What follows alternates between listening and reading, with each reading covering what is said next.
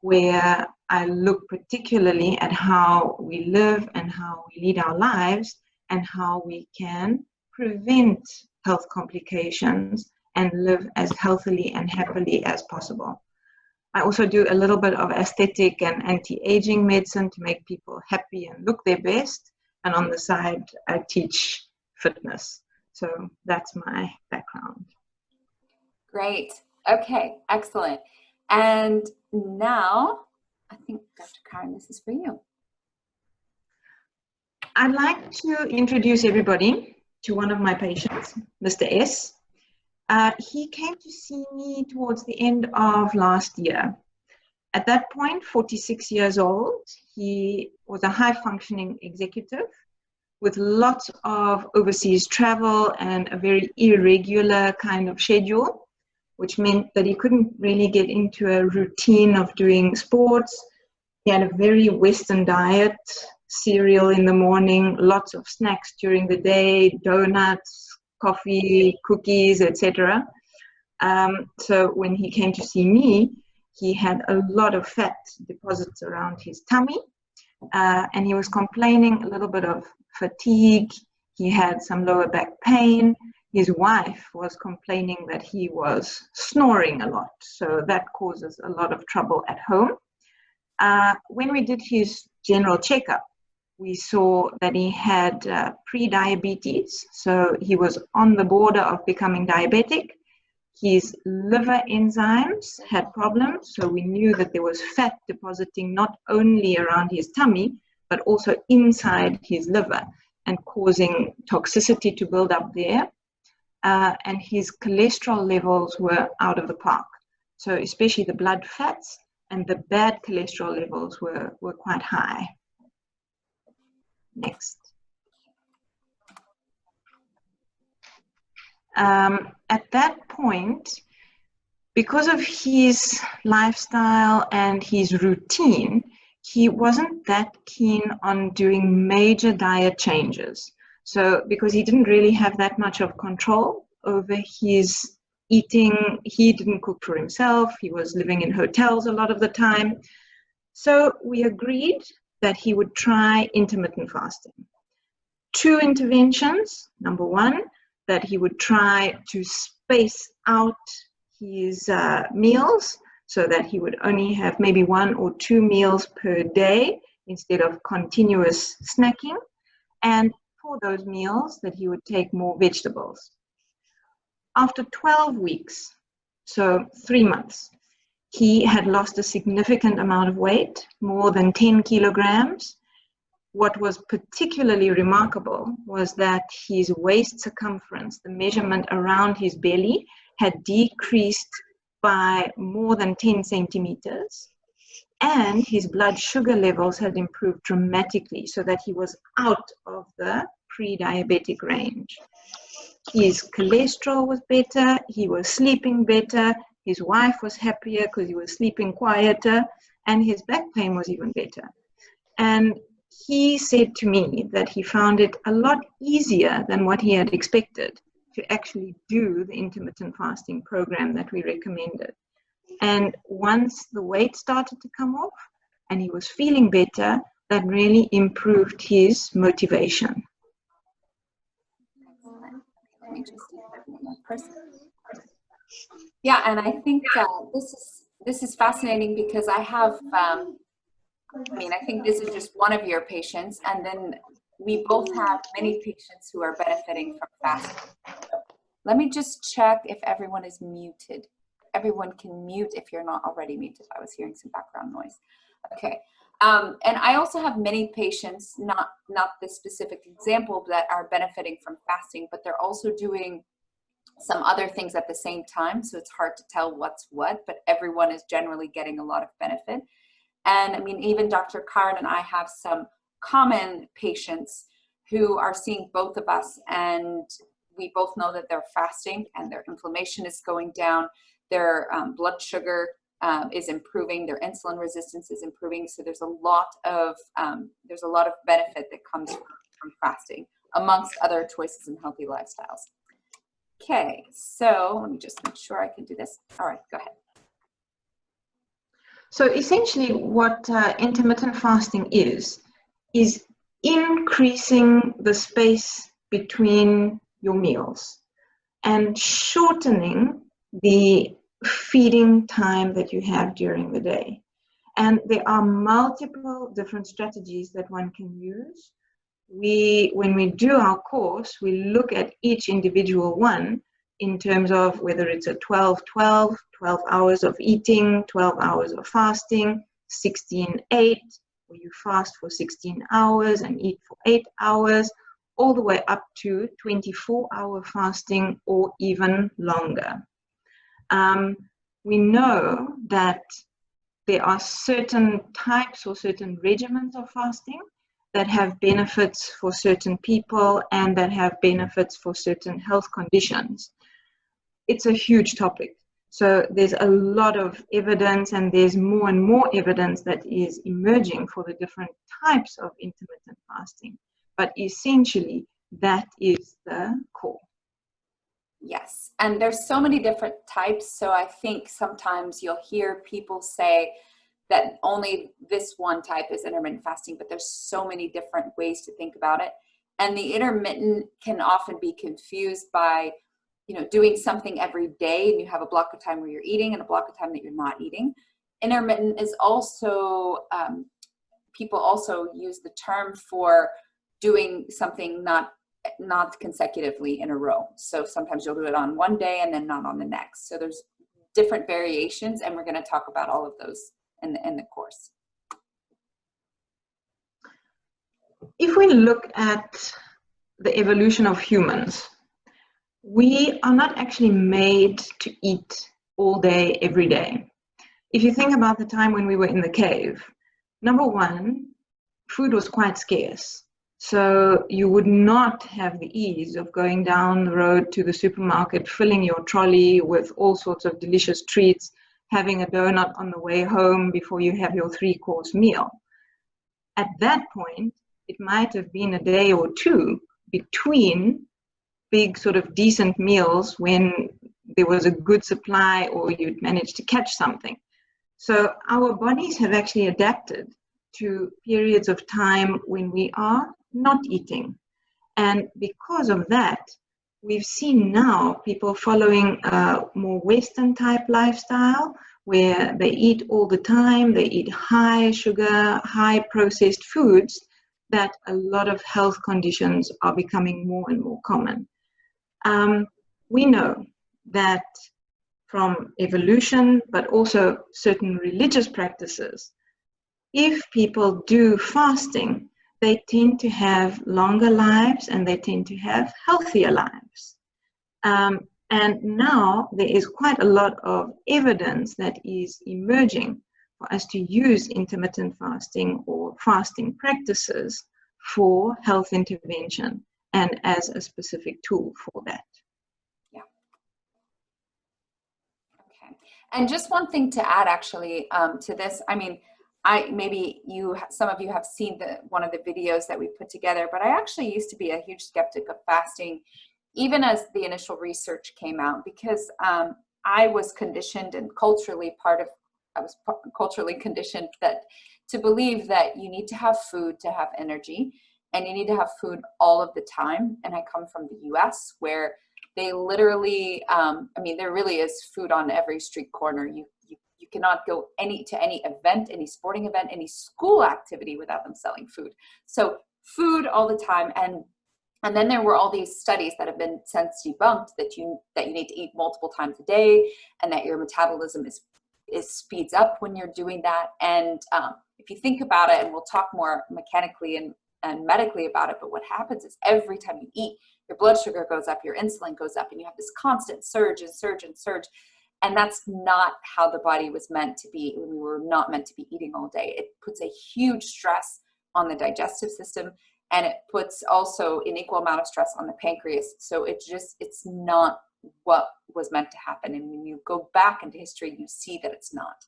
And then also now the studies are actually catching up with all this modern wisdom that was already there for many, many years, hundreds of years.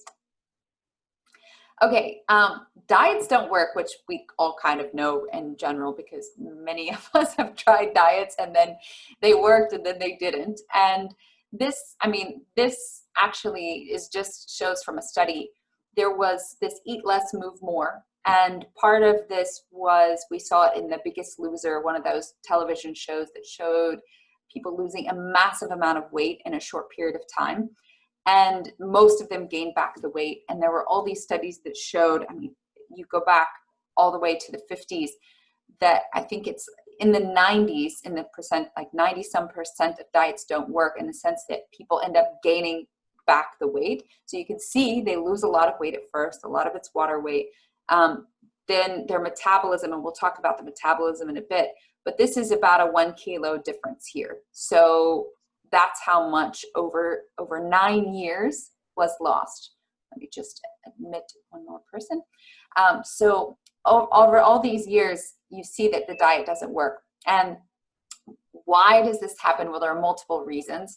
But one of the biggest reasons here is that, I cannot change my slide. There we go. Insulin is the key. So we all have thought about insulin. We've heard about it when we talk about diabetes, in the sense that insulin is the key to let blood sugar, or to let your fat go inside the cells. That's when you have higher amounts of insulin. But when you have a low amount of insulin, it actually releases the fat out of the cells to burn it for energy. And I'll come more to this in a second, but basically you see that when you have a standard diet, this is, you know, your insulin levels. Low carbs, so if you look at carbs, protein and fat, carbs raise insulin the most. So that's why you hear low carbs will reduce your insulin. That will help reduce or prevent diabetes. True, but for some people it's not enough, and it's not enough for weight loss. So in order to get the insulin consistently at a lower level, fasting helps better than a low carb diet, and sometimes fasting plus low carbs even helps. So fasting has tremendous benefits, and as opposed to many other diets.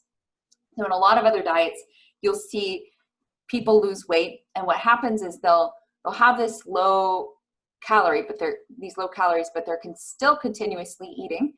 And what happens is the body starts to adapt, and it wants to almost go to homeostasis to your old weight. So it starts slowing the metabolism down. So then when you start eating normal again, you actually gain weight back. And that's what you see up here. You know, people start to gain the weight back quite at a rapid rate. And a lot of that is because the metabolism slows down. And in order to not slow the metabolism, you have to drop your insulin. And low carbs do it a bit, but sometimes not enough. Fasting drops it completely, because when you actually go a long period of time without eating, and you have multiple prolonged periods of fasting, your insulin will consistently drop over time. And that is the key to burning fat. And that's why a lot of diets don't work, is because they're not dropping the insulin enough. Okay. And I'm just going to go through a couple of scientific, reasons of why. I mean, Dr. Karen mentioned, patient, we talked about this as an example, but just to give you some ideas of where the studies are at, and just so you know, there's a ton more studies on rodents in terms of fasting, and there's a lot potentially coming down the pipeline. But there's been, in humans, this is where the most information that we should be able to communicate in the right way. Like there's a lot of information that you'll get on the internet that tell you that fasting will do X, Y, and Z, and this diet does this, and all of these things do this. But if it's only studied in mice or rats and not yet in humans, that it's not, we cannot confirm until it's studied in humans, and usually in multiple human clinical trials. This is where we get the data. So I want to share with you what's happening with people. So first, this is called the 5-2 diet. This is fasting. So basically, they'll eat normally for 5 days a week. This one was on a Mediterranean diet, generally for 5 days a week. For 2 days a week, they're restricting their calories to 25% and in some form of fasting. And these guys are exercising at the same time they're fasting. And in 3 months, the participants that were fasting, they lost more weight. They lost their weights, their actually this should be waist circumference, improve their insulin resistance, burn more fat. They had longer menstrual cycles, which actually is a sign of a longer lifespan when you have a longer cycle, not a shorter cycle, and retained muscle. So a lot of diets, sometimes you also lose muscle mass, and here you retain, and this is so important because this, if you retain your muscle, this means your metabolic rate, your metabolism is not slowing down. So, and retaining muscle, the rest of them were better when you fasted and exercised. The retained muscle happened when you're either fasting or exercising alone. So it's beneficial in both. Now, breast cancer. So this is a study in actually 2,500 women. They actually reduced their risk, the reoccurrence of breast cancer by 36%, and these women were fasting more than 13 hours. So as opposed to the group of people who fasted less than, I think there was 11 hours versus 13, they saw a huge difference. And these ladies were drinking coffee, black coffee.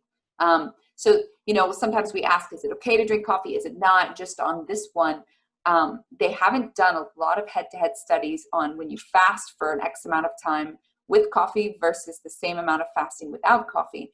But they do know that you can fast with coffee and it does work. And there's a lot of science behind that. We'll explain that more in the course.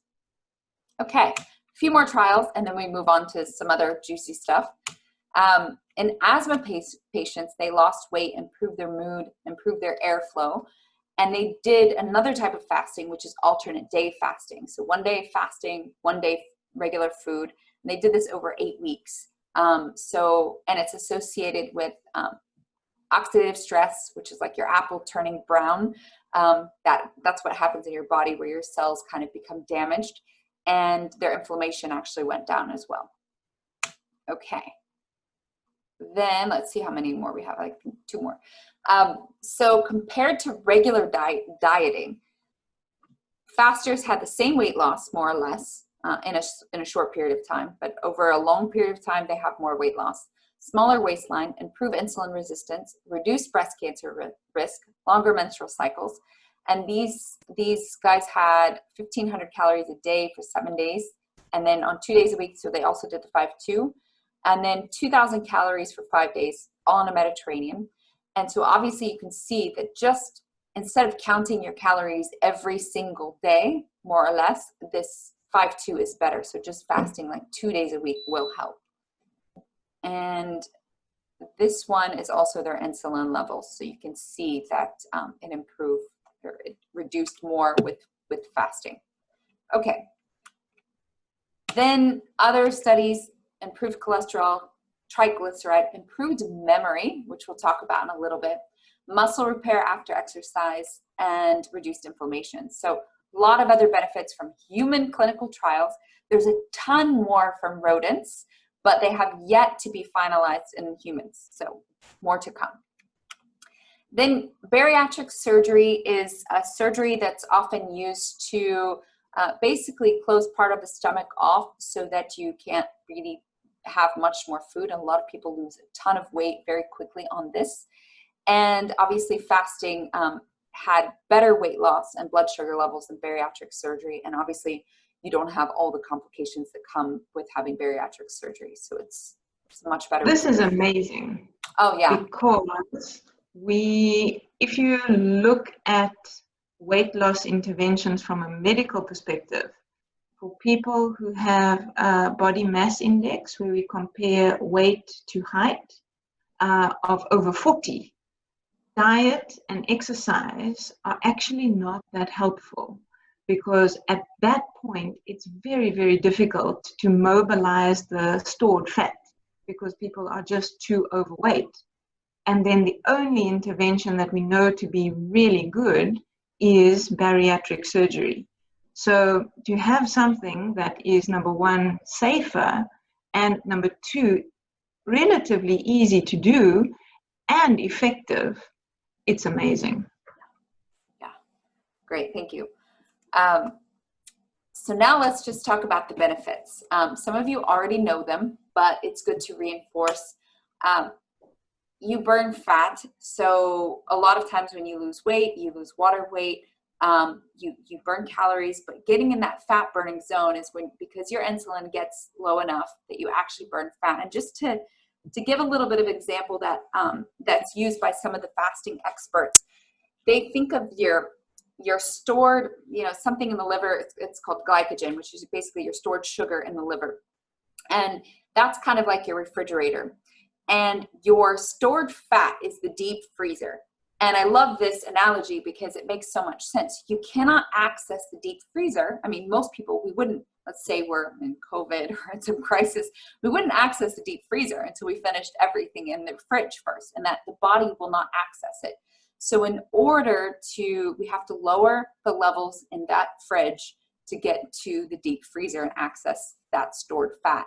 And once those insulin or those glycogen levels are low enough, we can access it, but also your insulin, which is the key, that has to be low enough to actually open that deep freezer. So those two things combined, and that's where fasting comes in. And as you've seen in the studies, it also preserves your muscle mass, which is key. So you're burning fat, you're not losing muscle, which is amazing. So improved insulin sensitivity. So a lot of people who are pre-diabetic and diabetic have PCOS, or as Dr. Karin calls it, PCOS, because everyone has a different way of saying it. And obviously for helping to get an optimal weight, there's a huge benefit here, and it's pretty consistently shown that insulin sensitivity is greatly improved with fasting, which is the opposite of what we were told before, because, and I think still doctors are advising to eat multiple times a day. And we're giving insulin, which in some cases insulin is needed when it's too far along, but it's actually exacerbating the problem, because the more you give insulin, the more resistant we become to actually having it work. And then you actually gain weight and it worsens the problem, it exacerbates it. So now we're kind of going back to basics and really looking at getting that key to access that stored fat, which is reducing your insulin. Okay, enhanced energy levels. So a lot of people are actually reporting a higher level of mental clarity from fasting, and we'll talk about mental clarity later. But even their enhanced energy, because they're not feeling that sluggish feeling, especially in the afternoon, and they're much more clear in their mind. And I just wanted to check the other piece is that our body at one point, and we're not talking about a ketogenic diet, although we will discuss it in the program, but you are using ketones for fuel. And when you start using ketones for fuel, that means you're using your fats in your body. And basically ketones, you think of it as using, you're burning fat, and that's your fuel source. So it's converting it into energy. And that is known to have greater benefits for energy as well. And that's also because of the way the body works in terms of energy efficiency as well. And I don't know if Dr. Karin, you would like to add anything to this. I'm going to chat about it a little bit later when we talk about the fuel for the brain. Perfect. Because we know that there's a switch that has to happen in the brain as well, between using glucose for fuel and using ketones. Excellent. Reduced inflammation. So they've seen in a lot of studies that the inflammatory markers go down. So some measures of inflammation are CRP in the blood, but also when they look at the expression of certain inflammatory genes and proteins, that inflammation is reducing, which is amazing. I mean, so obviously as I mentioned, I'm a health coach and I'm helping people to lose weight in multiple respects, but I actually didn't believe in fasting for some time. And I only did it not to lose weight, but to reduce the inflammation. And then one of these other reasons that I'll come to now, this is also one of them, but it's anti-aging, so I'll come to this. But improved digestive health. So basically, when you're resting your digestive system, you're actually giving it time to repair.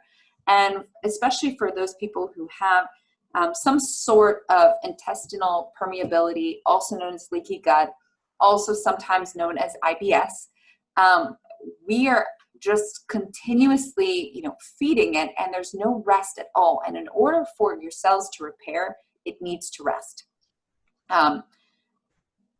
Then just on anti-aging, autophagy, cellular regeneration, anti-aging benefits, it's impressive, and it's sometimes shocking, and also it seems kind of false to think that fasting would actually help you with aging, but it does, because they see how the cells are regenerating, and you have more youthful cells when you're actually in this process, because the body is able to focus on other things rather than digestion, and that energy is diverted to repairing the cells. And repairing old cells is actually more energy efficient than creating new cells. So it's able to repair. And autophagy is actually when your cells eat themselves. So we're talking about old cells getting eaten up by newer cells. And the way that I like to think about it is, if you, like, this is my water bottle, and let's say I drink this much, but I leave this much here. And then the next day I fill it up again and I keep drinking it. Well, but I never completely empty it. Eventually there's going to be really old water that's being mixed around, and that's going to have probably some pretty yucky stuff in there. And when you completely empty it, and you kind of, basically you're cleaning it up, you're cleaning it out, and it's able to leave. And so it allows the body to do a proper cleanup. And one of the other things about autophagy that really set in for me is that, when people lose weight really quickly, they have a lot of this like flabby skin. Well, one of the things that autophagy helps with is those old fatty cells to be eaten up. And that happens more with fasting than it does with other diets, because autophagy is at work. Cellular regeneration, again, is just regenerating new cells. So it's beautiful from that perspective. And then reduced chronic disease risks. So literally the inflammation goes down. Anytime you have reduced inflammation, you're reducing your risk of chronic disease. Also, that oxidative stress goes down. So that browning of the apple that I talked about, that is your body actually reducing that damage to the cells, which is less cancer causing. So there's a lot of reduced risk there. And even Alzheimer's. So when Alzheimer's there's one link to Alzheimer's, one major link, which is called the buildup of beta amyloid plaque. And this plaque is known to be built up and basically blocks the brain from creating new synapses or new pathways.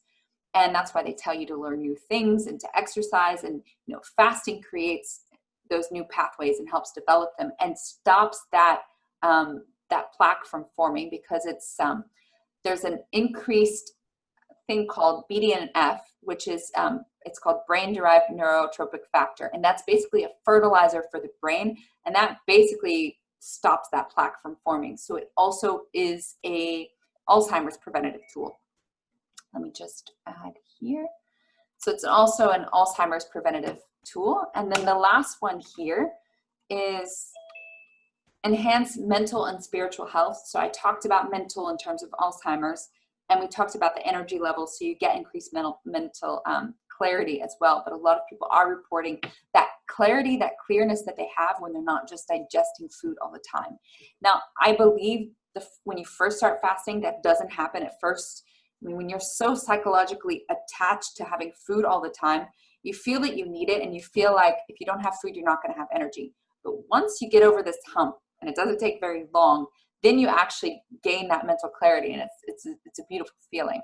And then spiritual health, a lot of people for centuries have been doing fasting as kind of a cleanse for the mind as well. And so there's a lot more clarity when it comes to this, and you can focus on other things spiritually as well. I don't know if Dr. Karen, you want to add anything to this? Absolutely. It's wonderful. Okay. All right. Thanks. All right. Go ahead. I'm going to chat a little bit about what actually happens inside the body when we fast. So this slide looks a little bit complicated and a little bit messy, but there are a few lines that I'd like you to focus on. The first one is the glucose, blood glucose. It's like a light blue line. And you can see that when we start fasting, which is at 0 hours at the bottom of the graph, your blood glucose is at its highest. It then drops down quite quickly, comes up a little bit, stabilizes, drops, and then stabilizes again. This is completely normal because the body has to keep a fairly good, even blood glucose level, and that is what we call physiological. It's very, very, very rare for people who are not diabetic and not on anti-diabetes medication to have what we call low blood sugar or hypoglycemic attacks, where their blood sugar drops below a certain normal level. So even when we are fasting for a long period of time, the body will adapt and keep a relatively normal blood glucose level. So this is the first line I'd like you to look at. The second line is the glycogen. Now, Lindsay mentioned glycogen before as the refrigerator or the storage of easily accessible sugar or energy in the blood. That store that we have is limited. We only store glycogen in the liver and we store glycogen in our muscles. And if under intense exercise, for example, you can deplete your glycogen store within 20 or 30 minutes. So it's not a huge supply of energy. When we fast, it will only last you maximum 12 hours and then it's depleted. So glucose and glycogen are like the fast energy stores that we have. Our other storage of energy is in the form of fat. And on this graph, you'll see it as like a purple line, pinky purple, magenta kind of line, free fatty acids. Now, when your glucose and your glycogen have dropped, you will see that the body switches over and you start getting an increase in your free fatty acids in the blood. And this is what we call the metabolic switch, where the body is changing from glucose or glycogen as its primary energy source onto fats. When we burn a fat, we can get either a ketone or we can convert a portion of the fat into glucose. And that's actually what maintains your blood glucose or your blood sugar level within a normal range. Interesting is that our insulin level, and that Lindsay referred to earlier as well, this is the dark purple line. When we start fasting, you can see the insulin drops down corresponding with the blood glucose, and it carries on dropping down, and staying low. And at the point where the free fatty acids spike up, that's when your insulin is at its lowest. So the truth is that if your insulin is low, your fat burning or your fat release will be higher. Does anybody have a question about this? You can write it in the chat.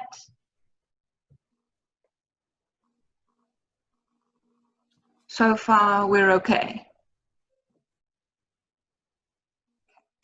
Not going too quickly, we're all right.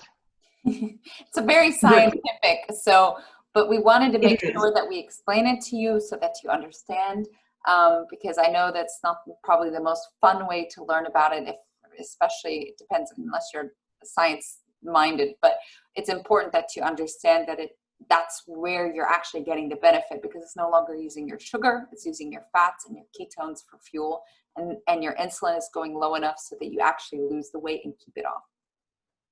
Exactly. No questions so far? No. We're okay. Okay. So we've spoken about the metabolic switch, which is where we change our primary use of energy from glucose to fat. Yep. This takes a little bit of time, and it takes a little bit of getting used to. And the reason for that is that our brain, which is the organ of consciousness, is used to using glucose as its primary fuel.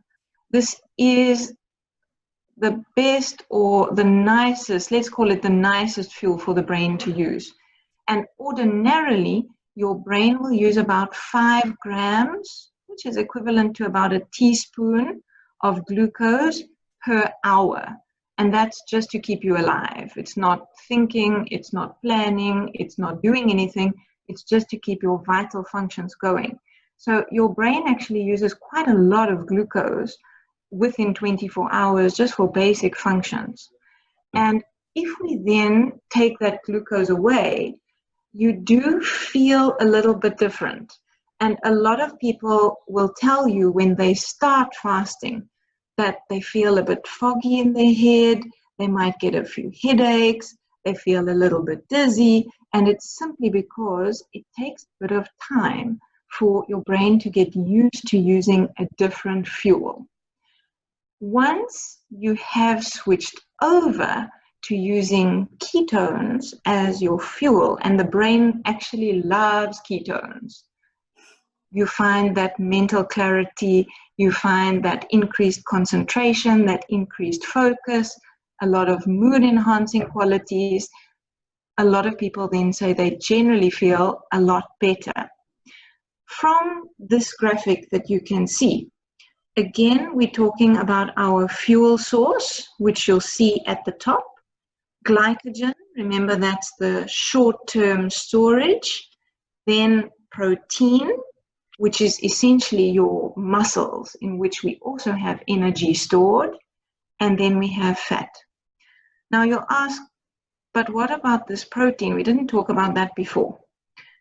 During the period of adaptation, and you'll see at the bottom of the graph, it shows the number of days and it shows the number of weeks into fasting. Your body will try and create its own glucose, because humans don't like change. This is part of our evolution. We prefer to stay in the same state where we are. In order to adapt to change, it takes effort and it takes time. So your body will say, glucose is going down. I prefer to make my own glucose, and I'll use my protein stores to do that. So in the first couple of days into fasting, your body will maybe use a little bit of your protein to create more glucose, but once you get into the routine, it then reverts to fat stores. And that's at the point where you have adapted to either ketosis, where you're using fat for your energy, or you've gone the metabolic switch way, where you just use your fat stores as your primary source. I think oh, sorry, go ahead, Dr. You go. I was just going to say the slide is neat because it's it really shows that, you know, if someone tries to fast one day, you do not get that burn fat. You may not start burning fat on day one. It does take some time, and that's why we're doing this 8-week course to kind of build someone up to this part. And it does get easier over time, and initially it is a little bit difficult. But I love this because I think the expectation is that it will start immediately. And there is some time that the body takes to start getting used to this new way of doing something. And then it actually starts to like it because you start feeling better. You see inflammation go down. You see all those markers improve. And so it does like it. It just needs time to adapt because it hasn't been doing it for some time. Now, we did get a question during this adaptation period. Is it possible to feel dizzy? Which, yes, you mentioned, Dr. Karen. I think she wrote it at the exact same time you said dizzy. And then if yes, what could be done? And what I would say to this is that there's a couple of things. I think the first thing is that, you know, the first time I had tried fasting, I did it abruptly and I definitely felt dizzy. But when you do it in a progressive way and you also know what to eat before you fast and what to eat to break the fast, and what to do should you start feeling that way. There's a bunch of little things that need to be tweaked, which we'll talk about in our 8-week course. This is going to prevent you from feeling dizzy at all, or if you do, it's just a little and you'll know exactly what to do. But this one probably needs a full session to actually go through. And I don't know if Dr. Karen, you want to add anything to that? The main cause of feeling dizzy during the adaptation process is one of two things. The first is that your body is not used to a lower blood sugar level, and that's something that unfortunately, if you're going to push through on the fast, one just needs to adapt to that and get used to it. The second is that there may be a change in hydration or a change in mineral levels in the body. And so paying attention to what you drink, particularly keeping yourself well hydrated, as well as making sure that you get enough of your minerals, your salts, your magnesium, your calcium, so that we know that then you keep a good fluid balance in the body, and that certainly helps to keep the nerve cells more stable. Yeah. And then it was also mentioned, if the body uses protein to replace glucose, does it mean that we need to supplement on more protein while we're not fasting? I would say ordinarily no, Yes. because most people actually eat more protein in their normal diet than what they need. So we actually have excess protein most of the time. And unless you're doing very prolonged fasts of more than 48 hours regularly, I don't think that one would need to supplement with extra protein. Agreed. And also, I mean, the body only stores two things. It stores, glucose, and it stores fats. It doesn't actually store protein. So immediately that protein is broken down into the glycogen in the liver. And so it's almost the same effect as if you're eating, so your carbs raise insulin the most, then protein is the next. So it's actually, it's not as bad as carbs, for example, and we're not going to call carbs bad, but in terms of raising insulin, and ideally what we need to do is lower the insulin in order to access that key to burn the fat. So protein is going to have a similar effect, although not as much as carbs. Okay. Checking no more questions at the moment, but if anyone has questions, just let us know. Here we are looking at hour by hour benefits of fasting. And we can see, I'm not going to go through all the detail on this slide, but there are a couple of things that I would like to specifically mention. Number one, we know that the longer that you fast, the lower will be your blood glucose, and corresponding with that will be your low insulin. Once you've used all your easily accessible energy store, so that's your glucose and your glycogen, that's at about 12 hours, as long as you don't do intense exercise in that time. That's when you switch over to fat burning. And you also have a surge in human growth hormone. So human growth hormone, here they've written it as HGH, is responsible for repair in the body. It's responsible for ensuring that your cells are healthy. It's responsible for keeping your bones, your hair, your skin, your nails beautiful and healthy and in a good state. So to have an increased human growth hormone level, number one is revitalizing. Number two, it helps with body repair. And number three, this is where the anti-aging benefit comes in. So where we exceed a 12-hour fast and we go closer to the 14 hours, that's when we can see it start to increase. Once we get to about 18 hours, then we really see a nice increase in that human growth hormone. Fat burning starts at about 14 hours and increases as time goes by. And at about 18 hours of fasting, we have autophagy. And remember, that's where the cells actually do their cleaning up. And that's where we see the benefit for anti-cancer as well as anti-aging. After about 24, 36 hours, that's where we see a big spike in the autophagy and anti-inflammation at about 48 hours. Personally, I'm not a huge fan of fasting beyond that time unless you've really adapted well to it. But we know that the benefits of autophagy are seen most dramatically at about 72 hours of fasting. I don't know whether Lindsay would like to add anything at this point. Yeah, I agree. I think the adaptation is important to maintain for a long period of time if you want to do longer fasting. And there are some really good benefits, but there's also some, you know, in some studies, they do show that there are some things that aren't as beneficial, especially for women, but it really just depends on the situation. It depends on the woman as well. And we also have to bear in mind that just like someone can over-exercise, someone can over-fast. And then there's always a limit to what's healthy and what's not.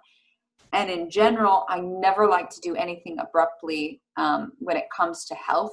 I try not to, although when I tried fasting, I did that for whatever reason. But in general, I wouldn't recommend it. And so I like to do progressive changes so that the body gets used to it in a positive way, and there's no negative side effects or detriment.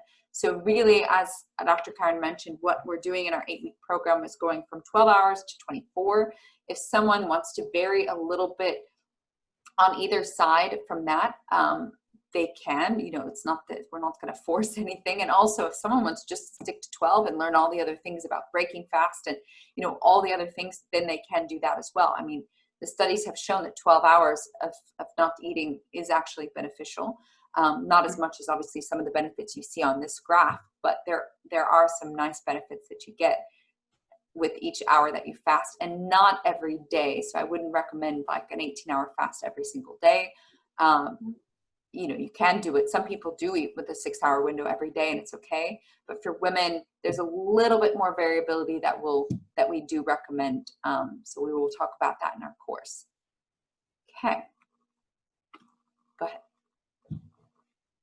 So just to sum up, because our focus for this particular session has been on the potential benefits that one can have from intermittent fasting. This is a very nice comprehensive slide showing the potential benefits for each organ system. And I'd like to focus particularly on the brain. And like we said, here we see anti-dementia effects, we see improved concentration, improved mood, and we can even see regrowth of nerve cells and nerve connections. And also for people who are at risk of blood conditions, cardiovascular, inflammatory conditions, naturally for weight loss, and particularly for the liver system and the gut. So it really is a potentially very useful, very powerful health-enhancing tool if you do it correctly and you do it in a way that suits you and you feel comfortable with. Yes. And then, yes, this one's super important. There are certain people who we don't recommend fasting for. And I'll go through this list in particular, simply because if you are considering it as an intervention and one of these things, it's better that you talk either to your doctor, chat to me, and we can then decide whether it is something that we could try or whether not at all. We do not recommend that women who are either pregnant or breastfeeding do any form of intermittent fasting. When you are growing a new human, that little person needs as much nutrition and as much nutritional support as it can get. And the same is true for the mommy, in that if you become undernourished when you're either pregnant or breastfeeding, this can have severe long-term health effects. So pregnant and breastfeeding ladies, not a good idea. We don't really encourage children or, small people to do fasting either, even though, most of them, once they've reached the point where they're sleeping through the night, will have a natural sort of fasting for more than 12 hours sometimes. We also don't like high-intensity athletes to do prolonged fasts. People who do particularly high-intensity and interval training, sprints, that type of thing, it's probably not a good idea, because the energy demand of the body is so high that if you then take a meal away or you restrict the time of feeding, they will have a much lower calorie intake than what they need, and so their performance will be negatively affected. Also, I don't recommend fasting for anybody who's had a previous history of an eating disorder. And it's not really because of the health implications, but if one has a tendency towards either anorexia or bulimia or another type of eating disorder, psychological, if we then restrict that person and say to them that you cannot eat during this period of time, it kind of facilitates a new obsession, and that can be dangerous. So from a psychological perspective, anybody with an eating disorder would probably need support either from a psychologist or a psychiatrist in order to embark on this type of program. And I just want to add to this, sorry, Dr. Karen, for this one, I think, a lot of times when they say history, if you feel that you've completely recovered from this and you've tried other diets or other programs and you've not, kind of reignited this, then you're probably healed from that, then this is probably acceptable. But if you really feel vulnerable, this is where, and if you need to chat to us, then we can help you to understand, because I also I have had clients that have a history of it, especially in their teenage years, but have never reignited that since then. So I think there's a window here that you could probably allow yourself, just depending on where you're at with it. Sure. Type 1 diabetics, these are patients who do not have any pancreas function, so they rely on insulin injections. For them, it is safe to do intermittent fasting, but we have to strictly monitor their blood glucose levels. So it has to be under the supervision either of their medical doctor or endocrinologist, and we have to have a very, very strict kind of glucose monitoring regime. We also do not recommend that anybody who has abnormal periods, and that means abnormal periods where we don't know the reason. In this case, medical terminology is amenorrhea, where your periods have stopped. If we don't know why that is the case, or if there's an abnormal pattern of bleeding and that has not been investigated, that means there might be an underlying hormonal dysfunction, and we have to know what that is and why it's happening before we can say that fasting is safe for you.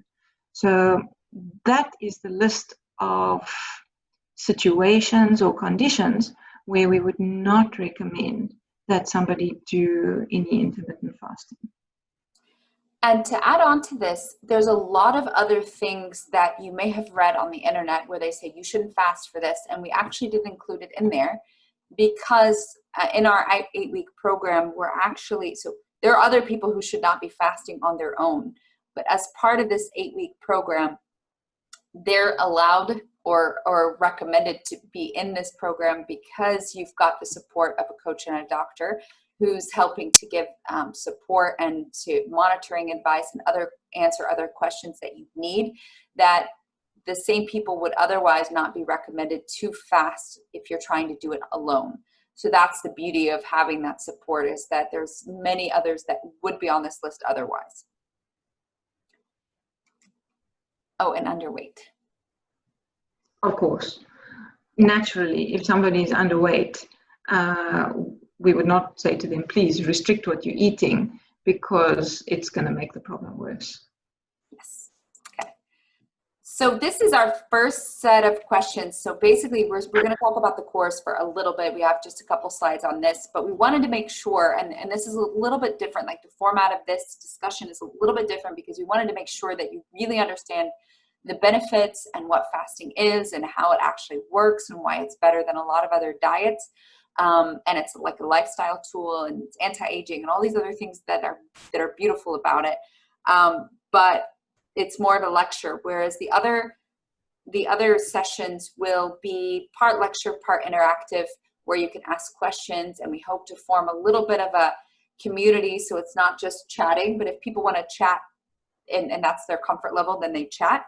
Otherwise, we want people to feel comfortable to ask questions, and we have that kind of this group dynamic, and we'll have a group where we can, people can ask questions throughout the week as well, so it's not just the webinar, and people really feel supported. But now, these are just questions about fasting in general and not the course, if possible. So if anyone's got more questions, please do put them in the chat, or, even raise your hand, because we can, and I'll just stop sharing for a moment. And then we can actually see if you've got, if you want to talk verbally, we can. So someone asked, what is the liquid intake recommended during intermittent fasting? Is water the only liquid recommended? We will actually go into detail about this because there's a different hierarchy of things that one can have. Generally, we're going to do water only fast, but then there's exceptions, like coffee and tea and certain herbs and things. And then there's a hierarchy of certain things that will affect, so some people can choose to have bone broth, for example, and then we'll let you know what that actually does to the body, what benefits you're still getting and what you're losing. So some people may need to do certain liquids or certain, what we call foods, something for a short period of time to help them get over the hump.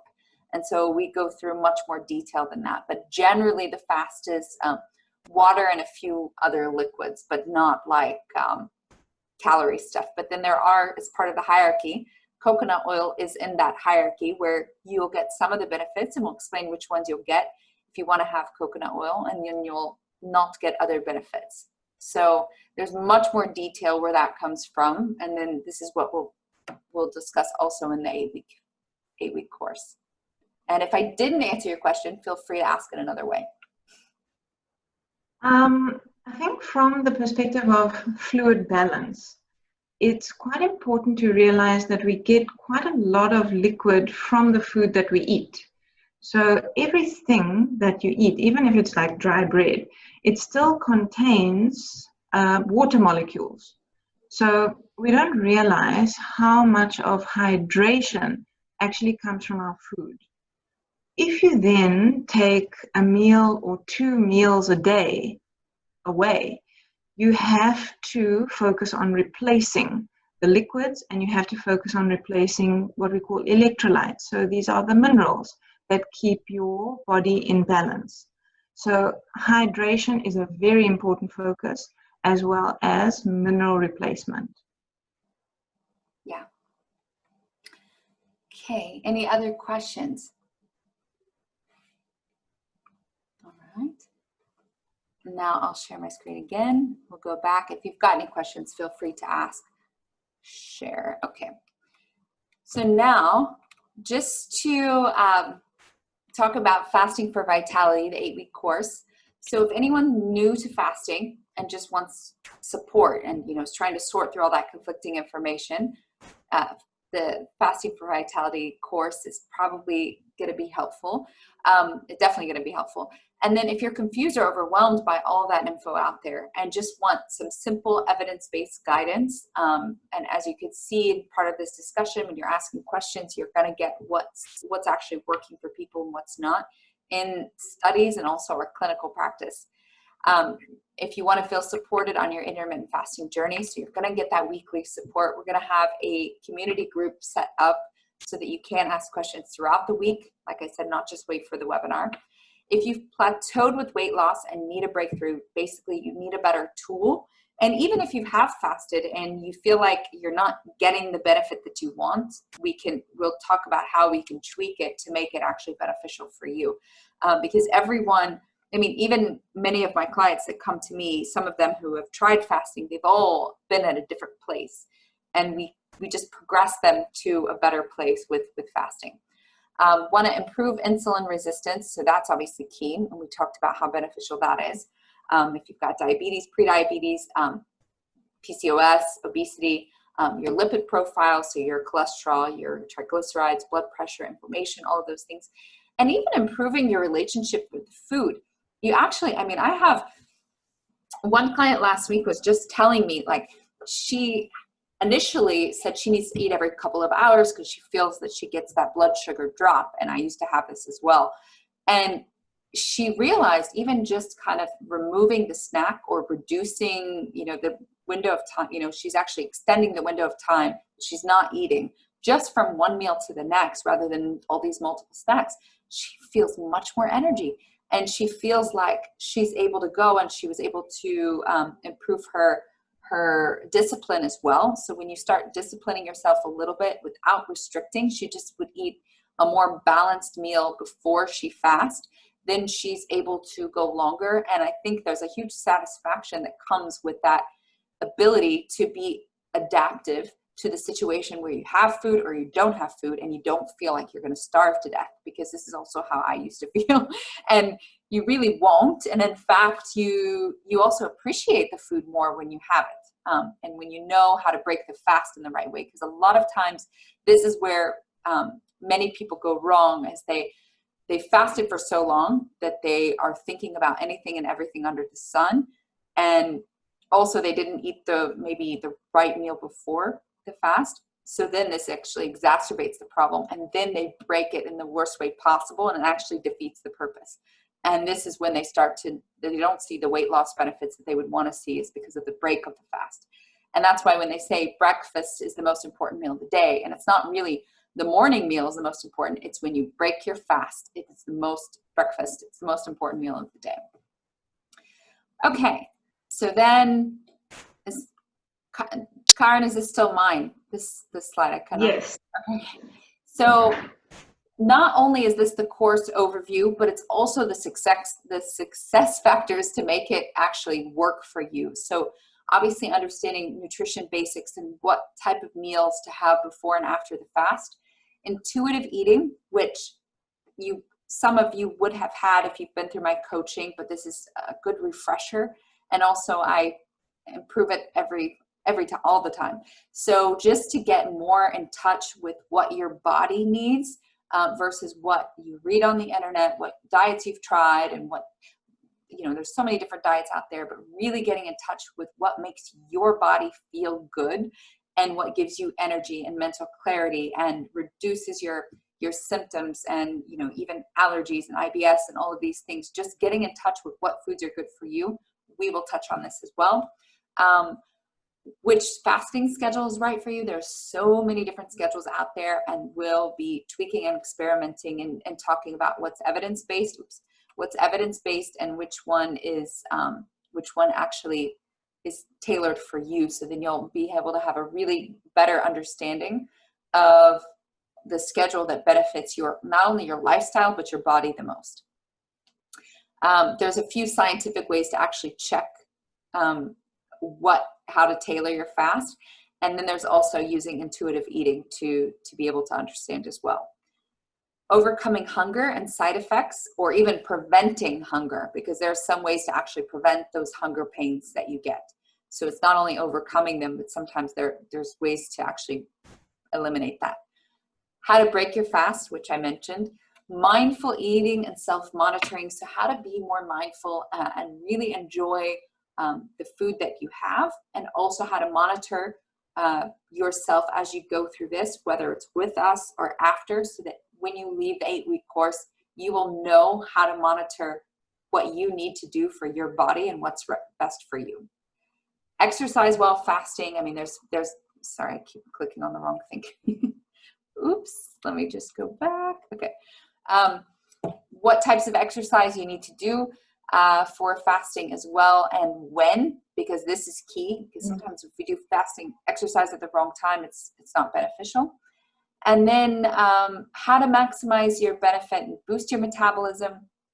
We'll talk about ketosis versus autophagy, which is super important to understand, and a lot more. So you'll be guided through longer fasts to achieve a full 24-hour fast. So we talked about the 12-hour fast to the 24-hour fast. And then obviously with both of us, and much more where that came from. I don't know if Dr. Karen, you want to add anything? I think what's very important is that, going back to what I was talking about earlier, is that there is an adaptation period.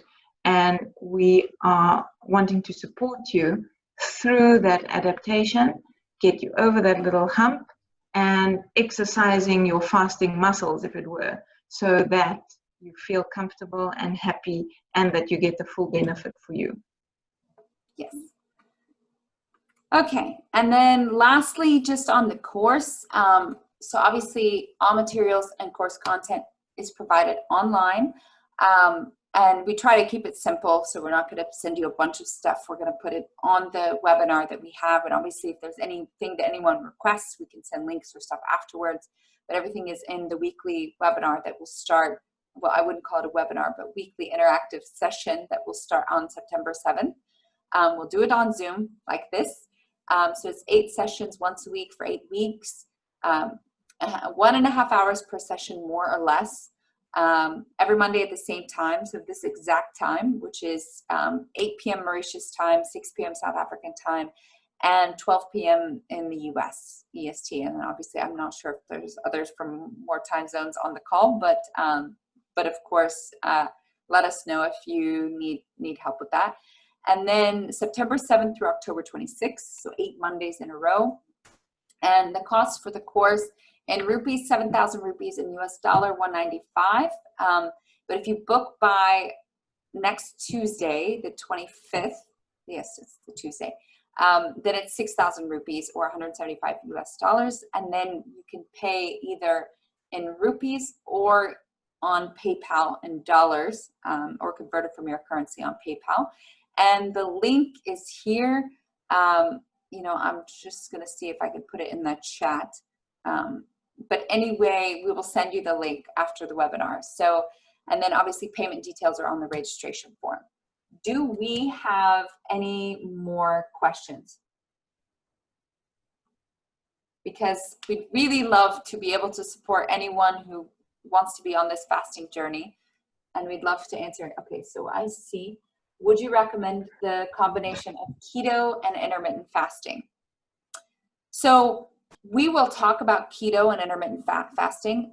When I'm asked if I recommend it, I'm not against it, but I do believe like a ketogenic diet is good for a short period of time, not obviously permanently. And what that diet has helped generally in people that with epilepsy and some other disorders. And so generally in the general population, it's not my preferred diet, although some people lose weight, some people gain weight on it. So it really just depends. But I have also a lot of clients who are doing intermittent fasting and they go into ketosis just by default because of the graph that Dr. Karen showed. So they're not on a ketogenic diet at all. There's no restriction there, and they end up going into ketosis anyway. So it's not necessary, but it can be done. And if you actually go online, most of the resources for intermittent fasting do it with ketosis, although it does not have to be done with ketosis. So I don't know if Dr. Karen, you want to add anything to that? I think that one has to be quite cautious in general with following a long-term ketogenic diet. And by that, I'm talking about the high-fat, very, very low carbohydrate kind of eating plan. Just because there is some evidence that for people who have like abnormal cholesterol or a tendency towards heart disease or strokes and that type of complication, that it can cause problems. So again, I'm not a huge fan of long-term ketogenic eating, particularly following a high-fat diet. I do think that if one were to combat cravings in terms of hunger, you might find it easier initially to follow a ketogenic kind of program when you're starting fasting, simply because you have a lower appetite stimulation following that particular diet plan. So as Lindsay said, a lot of people do combine the two.